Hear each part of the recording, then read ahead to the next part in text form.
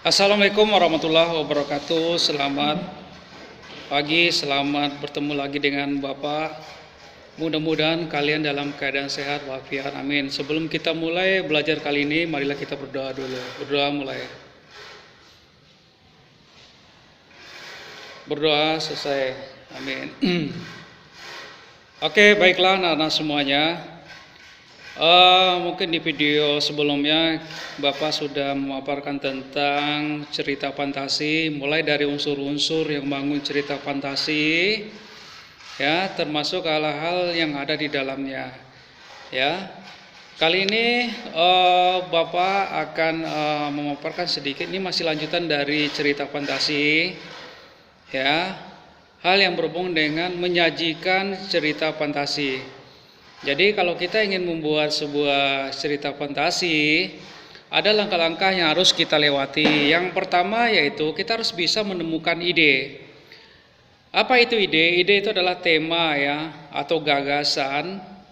Jadi ide ini bisa saja muncul, ya, dari hal-hal yang kita dengar, yang kita lihat, yang kita rasakan.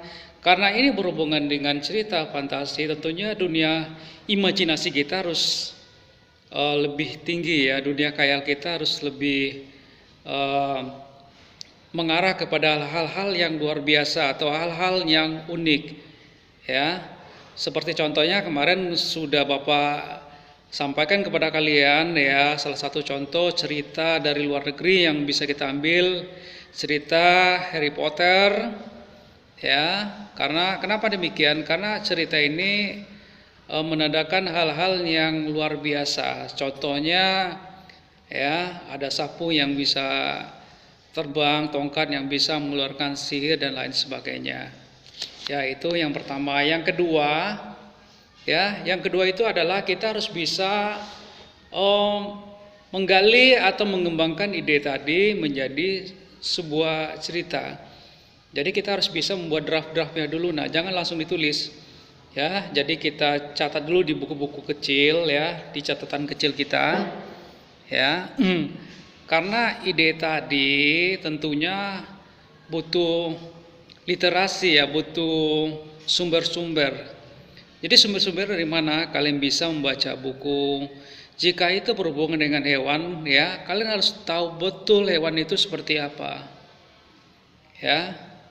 Jadi bagaimana caranya, Pak? Ya, kalian bisa mengunduhnya di Google, ya, atau kalian kembali lagi membaca buku kalian di rumah, atau kalian bisa saja membaca karya orang lain. Itu salah satu cara kita mengembangkan ide di dalam sebuah cerita fantasi. Yang ketiga itu adalah kita mulai masuk pada tahap, ya, membuat kerangka, ya, kerangka cerita fantasi. Jadi kerangka ini biasanya berhubungan dengan struktur. Ya, sebelumnya Bapak sudah pernah sampaikan juga, ya. Bagian yang pertama itu orientasi, konflik, komplikasi, sampai pada bagian resolusi. Ya, jadi kita harus bisa susun dari awal, ya, dari tengah sampai kepada bagian akhir atau pada bagian penyelesaian. Ya, yang keempat, ya, ini adalah pada bagian terakhir kita mulai menulis, ya, atau mengembangkan cerita tadi mulai dari langkah pertama, 2, 3, ya, kita kembangkan menjadi sebuah tulisan yang utuh. Ya, tulisan yang bisa dibaca dan dipahami oleh orang banyak, ya. Tentunya tulisan dengan memperhatikan, ya, tata tulisan yang baik dan benar. Itu, ya, mengenai hal-hal yang berhubungan dengan langkah-langkah menulis cerita fantasi. Untuk kali ini, ya, untuk tugas kali ini, ya, apa yang Bapak sampaikan tadi mudah-mudahan kalian bisa catat atau kalian simak, ya. Terus kalian pindahkan ke dalam buku catatan kalian. Untuk kelas 7A, B, C, dan D, kalian karena kemarin sudah menulis cerita fantasi, ya, Bapak arahkan kalian membuka buku cetak kalian halaman 80. Ya, jadi di sana ada proyek literasi jurnal membaca. Jadi kalian Bapak arahkan untuk membaca ya beberapa buku karya fiksi atau cerita fantasi. Setelah itu kalian pindahkan ke dalam tabel. Jadi contohnya ada di buku cetak kalian halaman 80. Ya, itu boleh kalian ketik, boleh kalian tulis tangan. Ya. Untuk kelas bahasa Indonesia, kalian yang belajar dengan Ibu Fatimah, tugas kalian adalah kalian kerjakanlah, kalian tulis 3 halaman cerita fantasi dengan tema ya bebas. Jadi temanya bebas. 3 halaman ya, Anda ya, bukan 3 lembar tetapi 3 halaman cerita fantasi. Itu boleh kalian ketik atau kalian bisa tulis tangan di buku tugas kalian. Ya.